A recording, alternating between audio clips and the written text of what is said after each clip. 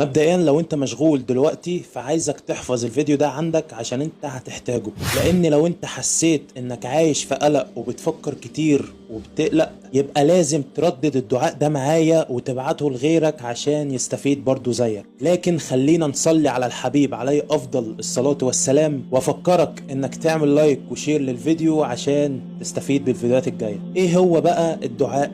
بص يا سيدي، هو دعاء بسيط جدا، وهو اللهم اخرجني من حولي الى حولك، ومن عزمي الى عزمك، ومن ضعفي الى قوتك، ومن انكساري الى عزتك، ومن ضيق اختياري الى براح ارادتك. اللهم اسلمت نفسي اليك، ووجهت وجهي اليك، وفوضت امري اليك، والجأت ظهري اليك، راغبا وراهبا اليك، لا ملجأ ولا منجى منك إلا إليك.